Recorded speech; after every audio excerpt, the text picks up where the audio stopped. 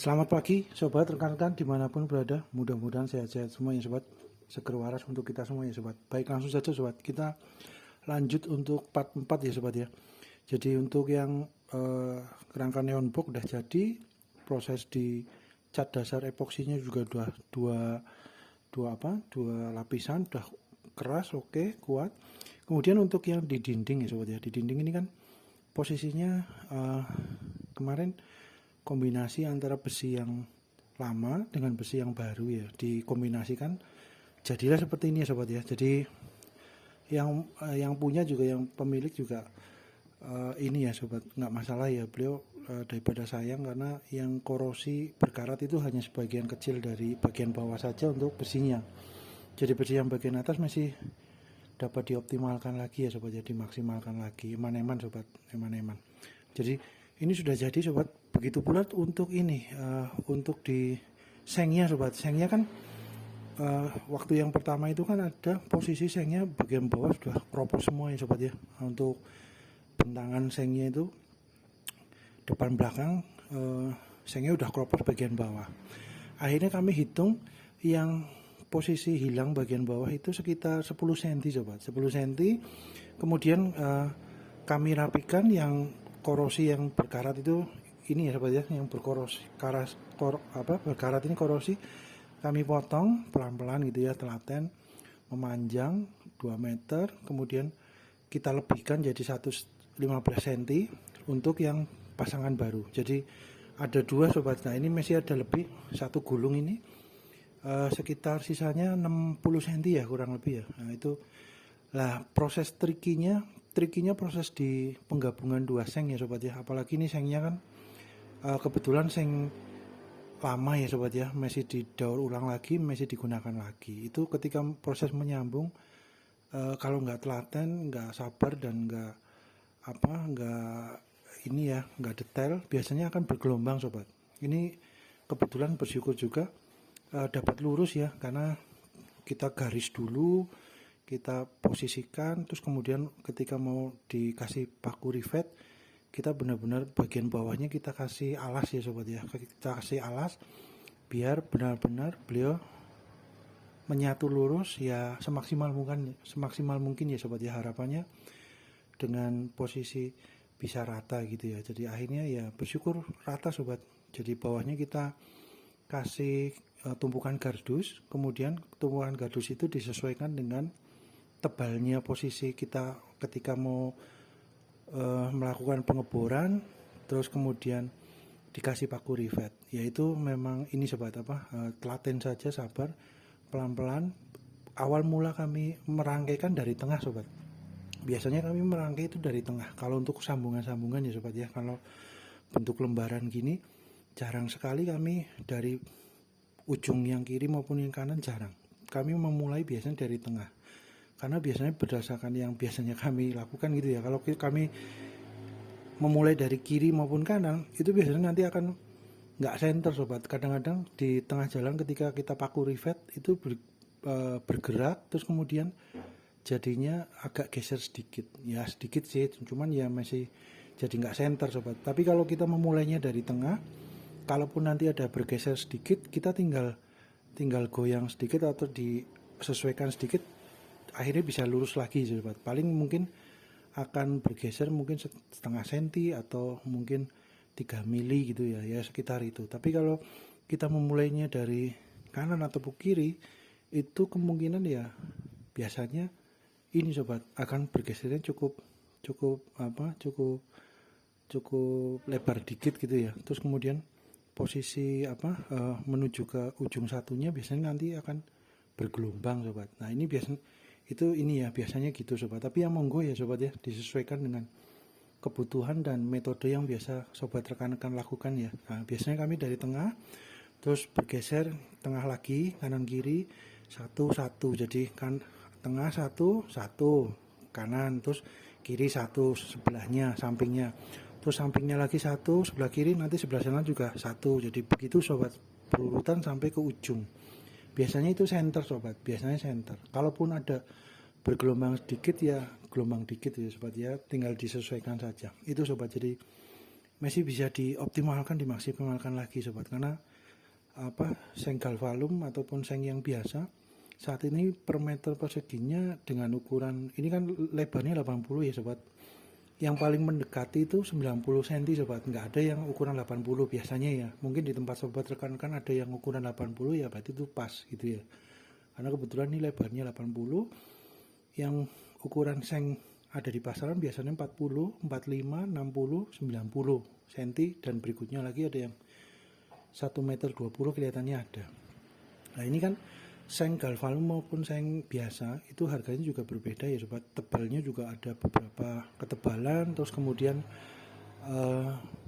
fungsinya juga multifungsi ya sobat. Salah satunya dapat digunakan untuk pembuatan ya papan nama, ataupun yang butuh untuk ada lembaran untuk meratakan media kerja, biasanya itu dapat menggunakan seng. Tapi saat ini juga bahannya banyak ya sobat ya, ada juga yang sekarang dari aluminium, itu dari aluminium seperti lembaran triplek tapi dari aluminium, itu dapat juga ya sobat, cuma kan harganya lumayan, dananya cuma cukup besar ya. Kemudian ada juga yang seperti foam ya, seperti busa, tapi bukan busa, mirip seperti polikarbonat sobat, mirip seperti polikarbonat. Itu juga per lembarnya mirip dengan triplek, ukurannya 240 atau 244 panjang, lebarnya 122 cm, biasanya sekitar itu ya. Jadi itu monggo sobat disesuaikan dengan kebutuhan sobat rekan-rekan ya. Media bahannya banyak sekarang, materialnya, opsi pilihannya banyak.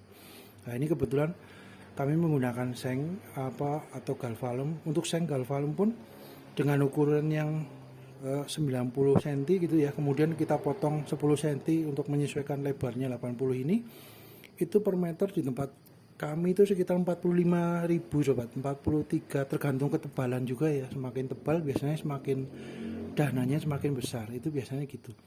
Terus itu per meter sobat, ini kebutuhan berarti 2 meter ya, sekitar 100.000 ya sobat ya, sekitar itulah 90 atau 100.000. Kalau menggunakan yang kekinian modern dengan yang lembaran dari PVC ya, dari aluminium, apalagi itu yang biasa dipakai untuk gedung-gedung perkantoran, itu harganya juga satu lembarnya itu lumayan sobat, harganya, dananya gitu ya. Nah kemudian berikutnya kalau semuanya menggunakan akrilik juga, walaupun itu sepintas seperti plastik gitu ya sobat ya, seperti lembaran plastik, tapi harga dari satu lembarnya 2 meter 40 cm untuk lebarnya 122 cm ya, sekitar kurang lebih ya ukurannya ya, biasanya sama ya ukurannya dengan triplek. Itu satu lembarnya sudah hampir 500.000 sobat. Jadi ada yang warna putih susu, ada yang bening, ada yang putihnya susunya semakin gelap, itu biasanya harganya semakin mahal lagi, sekitar 500 atau 600.000 satu lembar sobat. Sedangkan kalau kita bikin neon box depan belakang ya berarti 1 juta kurang lebih ya sobat ya, untuk saat ini ya harga ya. Mungkin harapannya ke depan semakin terjangkau ya sobat ya, biar dapat diaplikasikan itu lebih jangkauannya lebih banyak gitu ya, karena harga saat ini masih dananya cukup besar itu sobat. Jadi ya ini mengoptimalkan yang ada ya sobat ya, jadi akhirnya dapat. Nah ini contohnya sobat ya. Terus kemudian waktu menutup pori-pori aspal sobat, itu kan masih ada kelebihan daripada no drop ya sobat ya. Kebetulan kami adanya ini ya, no drop lapis anti bocor itu biasanya kami juga gunakan ketika mengecat talang gitu ya, ataupun cat genteng di atas kan ada seng talang biasanya, itu juga kami gunakan pelapis anti bocor ini dari no drop ataupun dari yang lain ya sobat. Kebetulan kami adanya dari no drop kemarin untuk project yang menutup pori-pori atap asbes itu ya sobat ya. Nah itu masih ada kelebihan sekitar seperempat dari 1 galon itu ya, lumayan sobat, masih cukup banyak. Lah biasanya ketika diaplikasikan di seng talang atas di atap itu juga biasanya menggunakan pelapis anti bocor ini juga oke gitu ya sobat, mau nempel. Nah ini karena berhubung hanya di dalam ruangan ya, indoor, untuk papan nama ini kan sebagian masih sudah ada korosi sobat, karena ketika ditempel sebelumnya gitu ya, ketika digunakan sebelumnya, nah itu kan sudah mulai muncul korosinya ya, berkaratnya. Nah ini kami akan improvisasi ya sobat ya, kita optimalkan saja ya yang ada gitu ya. Jadi harapannya inovasi sedikit lah sobat ya, uji coba atau pengaplikasiannya di dalam seng yang dipasang di outdoor, harapannya untuk supaya tidak berkarat ya, tidak berkorosi ya gitu. Itu sobat. Jadi nanti kita lapiskan dengan pelapis anti bocor yang biasa kami gunakan untuk di atap gitu ya, untuk seng maupun genteng. Kemungkinan besar dapat ya sobat diaplikasikan untuk menahan agar tidak korosi timbul gitu ya sobat. Tapi kalau untuk besi-besinya ini, besi-besinya kami tetap menggunakan cat besi ya sobat ya, tetap menggunakan cat besi ataupun mau dengan epoksi gitu ya untuk cat dasarnya. Tapi untuk catnya biasanya cat besi epoksi gitu ya. Tapi untuk seng ini apalagi kan permukaannya cukup lebar ya sobat ya, karena permukaan lebar, penampangnya lebar, luas, kebutuhan catnya kalau dengan menggunakan cat yang biasa kan cukup banyak juga ya sobat ya. Jadi ini kita uji coba sobat ya, improvisasi ya sobat ya, menggunakan node drop yang biasa sebenarnya memang biasa dapat diaplikasikan untuk seng talang di atap sobat. Di genteng itu memang, di genting itu memang biasa digunakan. Jadi kemungkinan besar dapat coba diaplikasikan ini ya, kita aplikasikan untuk menutup potensi-potensi yang berkarat ya sobat ya, udah mulai muncul karatnya itu sobat. Jadi ini node dropnya masih bisa digunakan juga sobat. Kemudian untuk penyatuan dari sengnya maupun sambungannya di bagian bawah ini ya sobat, maupun di bagian di frame-nya gitu ya, di rangkanya itu menggunakan paku rivet ya sobat. Paku rivetnya ukuran yang 435 sobat. Biasanya kami menggunakan yang itu. Terus dicadangkan stok juga untuk paku rivet yang ukurannya lebih besar daripada kakaknya ya, lebih besar dari 435, semuanya 535 atau 635, itu buat ngawekani jaga ketika sumpamanya 435 lubang bornya itu sudah aus, sudah lebar lubangnya, tinggal nanti dikasih paku rivet yang lebih gede sedikit ya, 535 atau 635, monggo disesuaikan dengan kebutuhan sobat rekan-rekan ya, atau yang penting lebih besar daripada yang pertama, biasanya gitu sobat. Jadi lubang bor itu tetap bisa digunakan sobat. Posisi itu kita tidak harus ngebor lagi. Kalaupun ketika paku rivet yang pertama 435 kita sudah cabut, kita kan biasanya menggunakan bor gitu ya sobat ya, dicabut dengan menggunakan bor, biasanya lubangnya jadi membesar sobat, membesar gitu ya, lubang bekas paku rivetnya. Nah itu kalau mau lubang itu digunakan lagi untuk sebagai posisi paku rivet ya, kita tinggal gunakan paku rivet yang lebih gede sedikit ya sobat ya. Nah itu agar masuk di lubang yang sebelumnya untuk pengeboran lubangnya ada, tinggal dimasukkan lagi sobat. Itu biasanya gitu sobat. Jadi ini 435 ukuran paku rivetnya. Kemudian ini juga sudah ada ya sobat ya, untuk spanduknya, bannernya, vinilnya ini sudah ada sobat, sudah ada juga. Nah ini kebetulan sudah ada, tinggal diaplikasikan nanti ya sobat ya. Cuman untuk karena ada tulisannya ya sobat ya, ada ininya, mungkin untuk tulisan dan ininya nggak dilihatin nggak apa-apa ya sobat ya, yang penting udah terpasang rapi. Sobat rekan-rekan dapat punya gambaran, imajinasi bahwa udah terpasang dengan rapi gitu ya, dari pinggiran nanti kan kelihatan. Tapi kalau bagian tulisannya takutnya ini ya sobat ya karena kan ini ya, kantor ininya ya, kantor klien gitu ya, kantor dari ininya. Jadi ya kalau diperbolehkan sih nggak apa-apa ya sobat ya, kita perlihatkan ya hasilnya dari tampak depannya gitu ya, jadi lengkap tulisannya. Tapi kalau semuanya yang punya kurang berkenan ya kita harus hargai ya sobat ya, kita perlihatkan bagian sisi pinggir-pinggirnya saja, yang penting rapi hasilnya. Nanti sobat rekan-rekan juga dapat menjadi gambaran ya untuk bisa membuatnya gitu sobat ya. Jadi ini sobat, nah yang berkarat ini kita potong pelan-pelan ya, pelan-pelan potong dengan gitu. Nah ini sudah sampai berkarat gini ya tuh, waduh. Nah iya, Terus kemudian ini juga sama. Kami lipat-lipat biasanya sobat. Kalau yang seng ini kan takutnya tajam gitu ya sobat ya, takutnya baret gitu ya. Jadi kita lipat-lipat, nanti proses daur ulangnya lebih baik di tempat penampungan besi-besi ya sobat ya. Jadi kami biasanya lipat-lipat gitu ya. Oke, ngawekan ini juga. Kemudian untuk ini paku lifatnya juga yang 435. Ini ukurannya yang kurang lebihnya segini ya sobat, kurang lebihnya. Oke.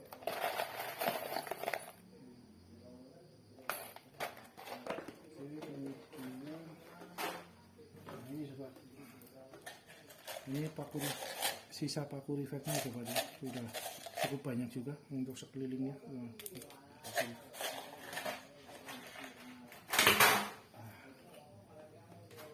Ini sobat, ini kan masih cukup banyak ya sobat ya, ya 1/4 atau 1/3 ya, masih lumayan kita optimalkan ya sobat ya, kita aplikasikan.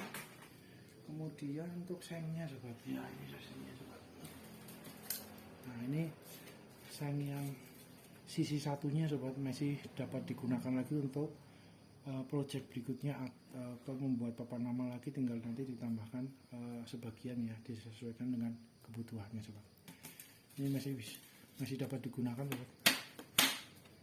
Mantap, walaupun udah mulai korosi tapi nanti dikasih pelapis anti bocor ataupun dikasih cat, biasanya tertutup untuk minimal menghambat untuk timbulnya karat ya sobat ya, memperpanjang usia pakai dari bahan materialnya sobat ya, harapannya itu ya sobat ya. Terus kemudian ini sobat, untuk apa namanya, nah ini sobat, ini kan banner vinil ya, banner vinil ini sobat, jadi yang sebelumnya itu kemungkinan lebih tebal ya sobat ya, jadi dilihat dari fisiknya ini lebih tebal sobat. Kita coba ya dengan penggaris catmat ya, untuk ini yang dulu sobat, kalau ini yang terdahulu kemungkinan lebih tebal sobat daripada yang baru ini sobat. Nah ini kita coba ya sobat ya, nah, kemungkinan lebih tebal karena dari alurnya udah kelihatan sobat, ini lebih tebal. Nah ini sobat, mungkin sobat rekan-rekan dapat melihat ya, ada agak, harapannya terlihat sobat ya, harapannya terlihat nih, kelihatan perbedaannya ya, lebih tebal ya. Ini kita coba.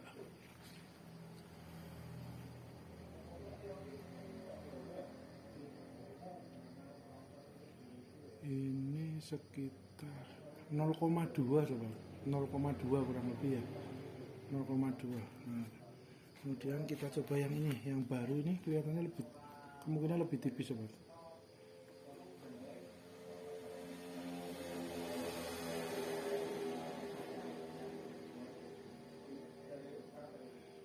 (0,1, 0,2 ya, mungkin hampir mendekati 0,2 ya sobat ya, hampir mendekati ya. Jadi mungkin 1,5 ya, mungkin ya 1,5 ya. Jadi ya, coba kita lihat lagi pelan-pelan.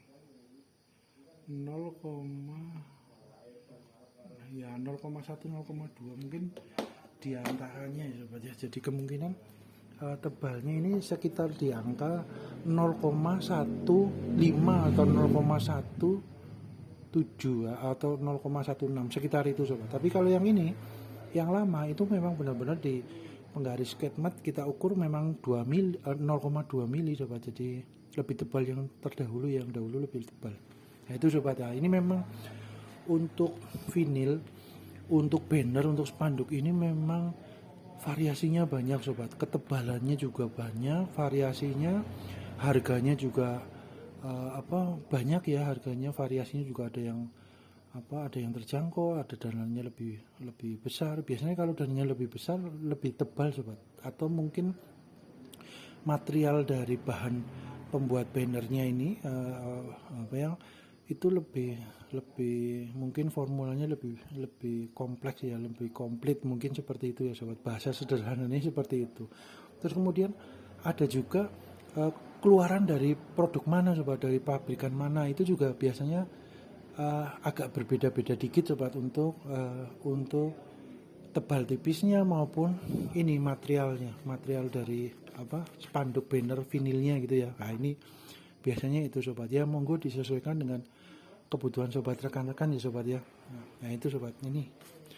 Jadi kalau ini kemarin waktu yang sebelumnya kan ini agak tebal 0,2, itu sekitar ya hampir 2 tahun ya sobat ya.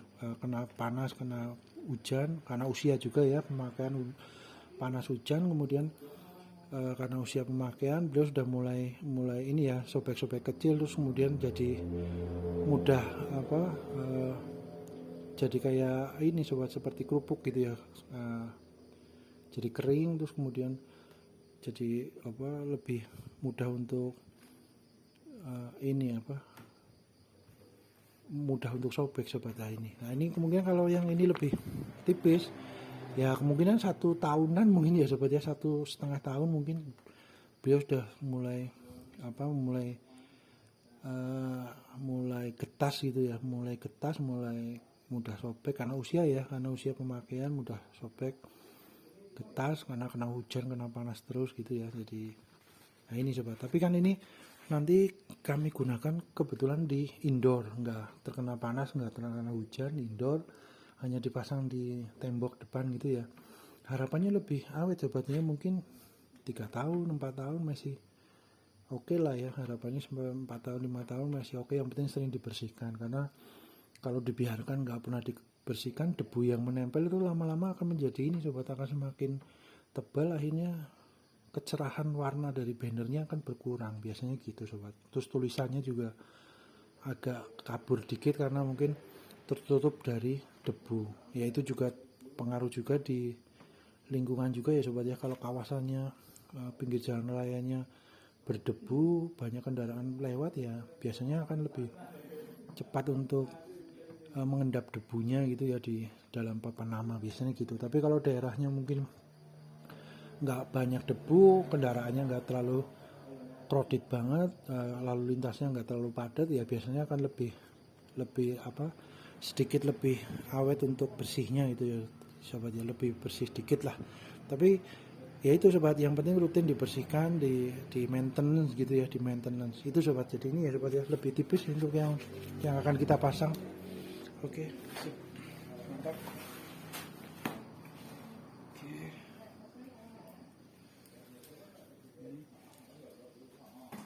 Kita lihat dari sisi yang sampingnya ya sobat ya, untuk melihat sambungan dari sengnya ya sobat ya. Nanti kita juga balik juga untuk papan namanya, kita balik sebaliknya, harapannya terlihat rata flat. Oh iya sobat, untuk proses pemasangan seng sobat, proses pemasangan seng ini ketika supaya paku rivet kanan kirinya bisa sengnya terbentang dengan lurus, itu juga ini sobat, ada trikinya gitu ya, ada treatmentnya gitu ya. Biasanya kami ketika mau memasang seng ini ke frame-nya gitu ya, ke rangkanya, itu bagian bawahnya itu, karena kan posisinya di atas ya sobat ya, sengnya kerangkanya di bawah, kemudian lembaran sengnya di bagian atas gitu ya, kan kita nggak kelihatan frame bawahnya. Nah itu agar flat sengnya, pemasangannya, lembaran sengnya bisa rata gitu ya, seoptimal mungkin ya, semaksimal mungkin